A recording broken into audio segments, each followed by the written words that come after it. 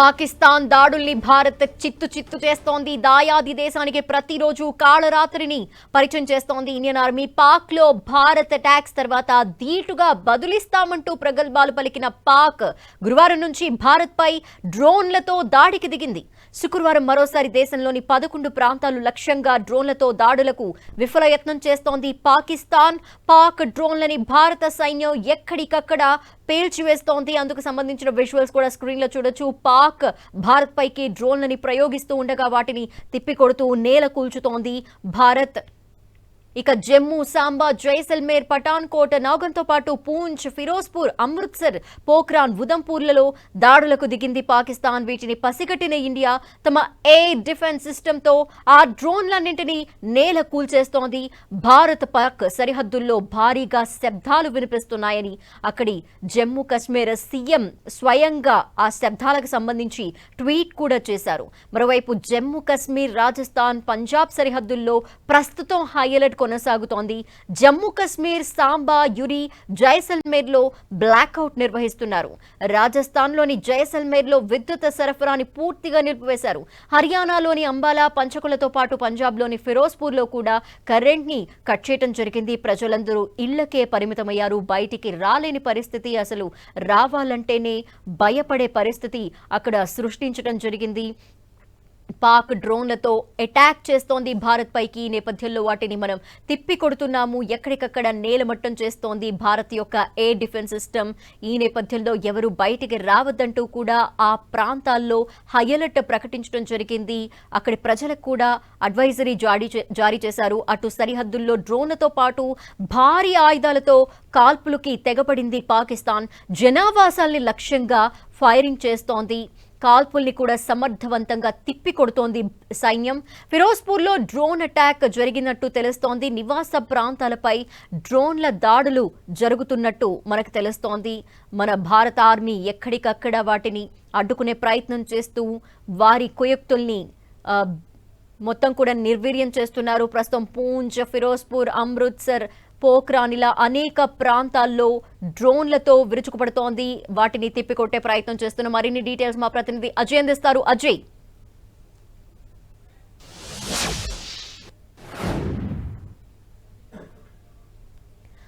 అజయ్ మీ audio రావట్లేదు. మనం చూసుకోవచ్చు, దాడులకు దిగినటువంటి సందర్భం మనం చూసుకోవచ్చు. ప్రధానంగా భారత్ పై మరోసారి పాక్ అనేది దాడికి యత్నించడం అనేది ఘర్షించదగ్గ విషయం. జమ్మూ, సాంబా, పఠాన్కోట్, అదేవిధంగా నాగ్ డ్రోన్లతో ఈ దాడికి దిగినటువంటి పరిస్థితి కనబడుతుంది. అదేవిధంగా పంచ్, ఫిరోజ్పూర్, అమృత్సర్, జైసల్మేర్ డ్రోన్లతోటి కూడా జైసల్మేర్ లో డ్రోన్లతోటి దాడి చేసినటువంటి సందర్భం మనం చూసుకోవచ్చు.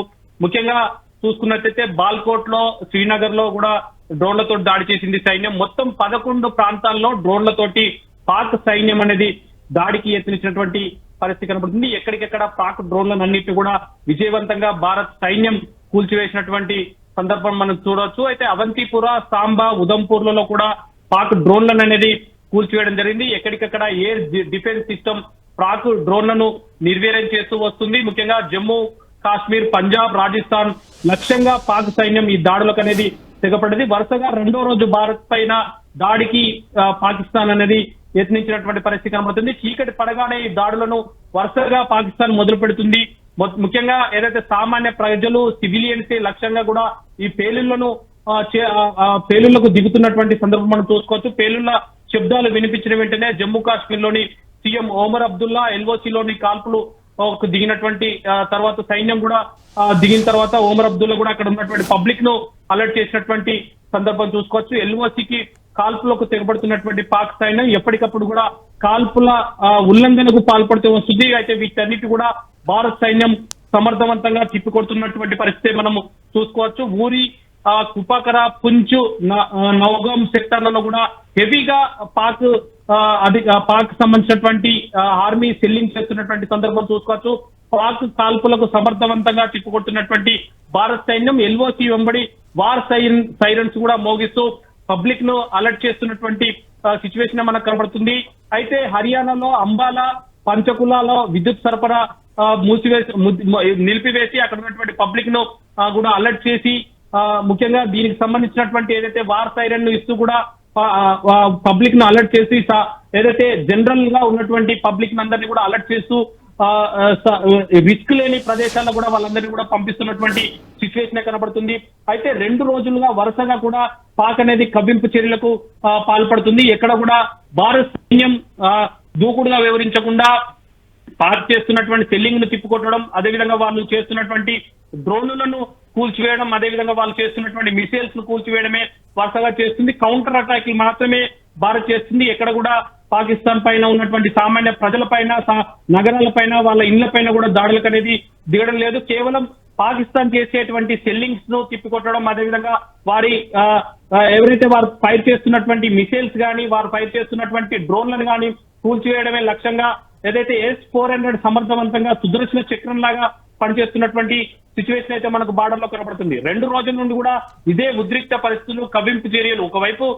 ఒకవైపు పాకిస్తాన్ ను చావు దెబ్బ కొడుతున్నప్పటికీ మరొక వైపు పాకిస్తాన్ లో మాత్రం అక్కడ ఉన్నటువంటి ఉగ్రవాదుల చర్యలకు, పాక్ ఆర్మీ చర్యలకు ఏమాత్రం తీసుకోని విధంగా ఉన్నాయని చెప్పుకోవచ్చు. ఎందుకంటే ముందుగా భారత్ ను కవ్వింపు చర్యలకు దించి ఇక్కడ ఏదైతే పెహల్గామ్ లో 25 మందిని చంపిన తర్వాత అక్కడ ఉన్నటువంటి పబ్లిక్ కోరుకున్నటువంటి విధంగానే భారత్ పాక్ సైన్యం పైన, అదేవిధంగా అక్కడ ఉన్నటువంటి ఉగ్ర స్థావరాలను లక్ష్యంగా చేసుకొని ఫైరింగ్ చేసినటువంటి సందర్భం, అదేవిధంగా మిసైల్స్ తో దాడి చేసి ఉగ్రవాదులను మాత్రమే చంపడం జరిగింది. ఇక్కడ కూడా సామాన్య ప్రజలకు ఇబ్బందులు కలగకుండా అత్యంత చాలా జాగ్రత్తగా సెలెక్టెడ్ గా టార్గెటెడ్ ఫిక్స్ చేసుకుని ఆ ప్రదేశంలో మాత్రమే భారత్ అనేది డ్రోన్లతోటి, అదేవిధంగా మిసైల్స్ తోటి దాడులు చేస్తున్నటువంటి సిచ్యువేషన్ చూడవచ్చు.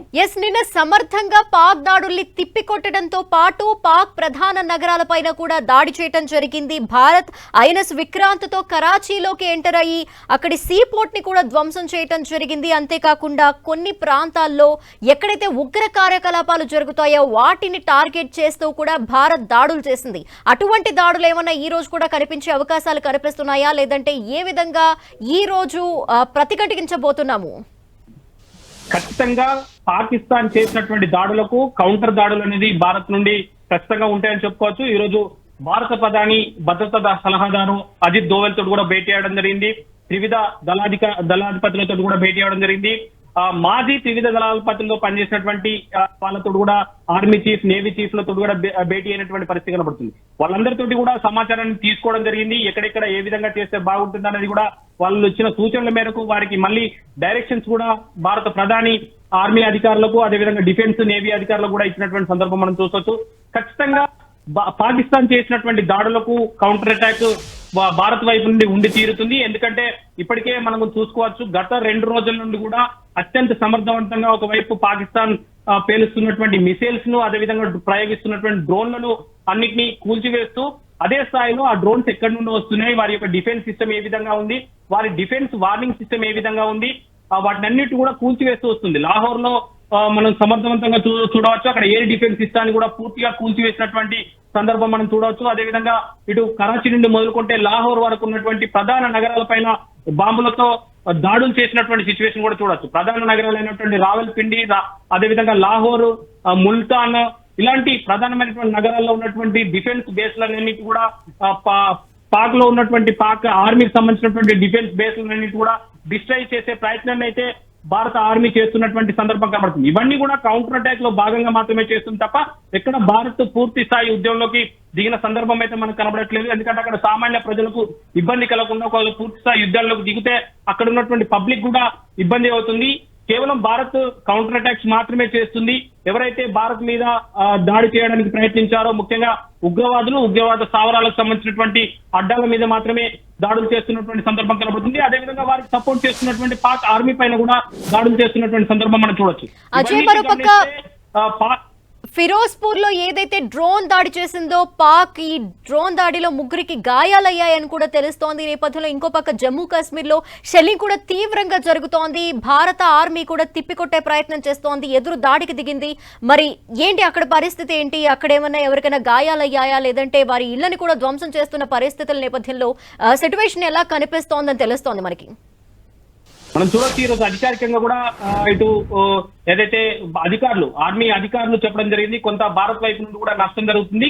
కానీ అంతకంటే ఎక్కువ నష్టం పాకిస్తాన్ కి మేము కల్పిస్తున్నామంటూ ఇటు భద్రతా అధికారులు అయితేనేమి, అదేవిధంగా ఫారెన్ అఫేర్స్ కి సంబంధించినటువంటి అధికారులు కానీ ఈ రోజు ప్రెస్ మీట్ లో చెప్పినటువంటి సందర్భం కూడా మనం చూడవచ్చు. ఎందుకంటే ఒక యుద్ధంలో ఖచ్చితంగా అవతల వైపు ఎంత నష్టం ఉంటుందో అందులో ఎంతో కొంత యువతల వైపు కూడా నష్టం ఉండే అవకాశం అయితే ఉంటుంది. అందులో భాగంగా పాకిస్తాన్ చేస్తున్నటువంటి సెల్లింగ్ వల్ల అయితేనేమి, డ్రోన్ దాడుల వల్ల అయితేనేమి కొంత సాధారణ పబ్లిక్ ఇబ్బంది పడుతున్నమాట వాస్తవమే. ఎందుకంటే ఒక సందర్భంలో వాళ్ళు చేస్తున్నటువంటి దాడులను అన్నిటి తిప్పికొట్టడం, అదేవిధంగా డ్రోన్లను అన్నిటి కూడా డిస్ట్రై చేస్తున్నటువంటి సందర్భం, మిసైల్స్ కూడా డిస్ట్రై చేస్తున్నటువంటి సందర్భం కనబడుతుంది. కాబట్టి అయితే వాటి శకలాలు ఏవైతే ఉన్నాయో అవి ఖచ్చితంగా భూమిని తాకాల్సిందే. అవి ప్రధానంగా మనం చూడవచ్చు పాకిస్తాన్ కేవలం పౌర సమాజాన్ని లక్ష్యంగా చేసుకుని, సివిలియన్స్ ఎక్కడైతే ఉన్నారో వాళ్ళని లక్ష్యం చేసుకుని డ్రోన్లతో దాడులు చేస్తున్నారు. అవన్నీ వాటి శకలాలన్నింటి కూడా పబ్లిక్ పైన పడే అవకాశాలు ఉంటాయి. అవి పడ్డ సందర్భంగా సాధారణ జనాలకు కూడా గాయాలు అయ్యే అవకాశం అయితే ఉంటుంది. ఇదే అంశాన్ని ఈ రోజు ఆర్మీ అధికారులు కానీ, అదేవిధంగా ఫారెన్ అఫేర్స్ అధికారులు కానీ వివరించడం జరిగింది. ఇలాంటి పరిస్థితి ఈ రోజు కూడా ఉంది అని చెప్పుకోవచ్చు. వీటన్నిటికీ ఖచ్చితంగా పాకిస్తాన్ అధికారులు సమాధానం చెప్పాల్సి ఉంటుంది. వీటన్నిటి కూడా సమర్థవంతంగా తిప్పికొడుతూ అక్కడ ఎవరైతే ఈ దాడులకు పాల్పడ్డారో, ఈ సెల్లింగ్ పాల్పడ్డారో వాళ్ళందరినీ కూడా మట్టు పెట్టే ప్రయత్నం అయితే భారత ఆర్మీ చేస్తుందని కూడా చెప్పుకోవచ్చు. Okay, thank you Ajay.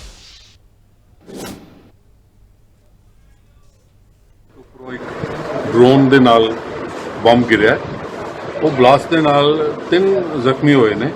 ਇੱਕ ਜਿਹੜੀ ਲੇਡੀ ਹੈ ਉਹਦੇ ਤਾਂ ਕਾਫੀ ਜ਼ਿਆਦਾ ਬਰਨਸ ਨੇ, ਉਹ ਬਹੁਤ ਸੀਰੀਅਸ ਹੈ। ਬਾਕੀ 2 ਜਣੇ ਆ ਉਹਨਾਂ ਦੇ ਘੱਟ ਬਰਨਸ ਨੇ ਤੇ ਅਸੀਂ ਪੂਰਾ ਉਹਨਾਂ ਦਾ ਟ੍ਰੀਟਮੈਂਟ ਇਮੀਡੀਏਟਲੀ ਸ਼ੁਰੂ ਕਰ ਦਿੱਤਾ। ਤੁਹਾਨੂੰ ਦੱਸਿਆ ਕਿ ਬਹੁਤ ਸੀਰੀਅਸ ਹੈ ਜਿਹੜੀ ਲੇਡੀ। ਇੱਕੋ ਪਰਿਵਾਰ ਦੇ ਨੇ ਤਿੰਨੋਂ ਜੀ? ਇੱਕੋ ਫੈਮਿਲੀ। ਕੌਣ ਨੇ ਸਰ ਇਸ ਤੋਂ ਕੁਝ ਇਹ ਮੈਨੂੰ ਨਹੀਂ ਪਤਾ। ਅੱਛਾ ਸਰ, ਉਮਰ ਕਿੰਨੀ ਹੈ ਉਹਨਾਂ ਦੀ ਸਰ? ਲਗਭਗ ਉਮਰ ਦਾ ਅੰਦਾਜ਼ਾ ਸਰ? ਇੱਕ ਯੰਗ ਮੁੰਡਾ ਹੈ, 25-30 ਸਾਲ ਦਾ ਹੋਣਾ। ਬਾਕੀ ਸਰ ਕੀ ਹੌਸਲੇ ਵਿੱਚ ਹੈ ਕੋਈ ਉਹਨਾਂ ਚੋਂ? ਲੇਡੀਜ਼ ਤੁਸੀਂ ਕਹਿ ਰਹੇ ਹੋ ਕਿ ਜ਼ਿਆਦਾ ਕ੍ਰਿਟੀਕਲ ਆ, ਕਿ ਉਹਨੂੰ ਰੈਫਰ ਕਰ ਰਹੇ ਹੋ ਜਾਂ ਇੱਥੇ ਇਲਾਜ ਹੋਏਗਾ? ਦੇਖ ਰਹੇ ਹਾਂ ਜੀ, ਸ਼ਾਇਦ ਰੈਫਰ ਵੀ ਕਰਨਾ ਪਏ।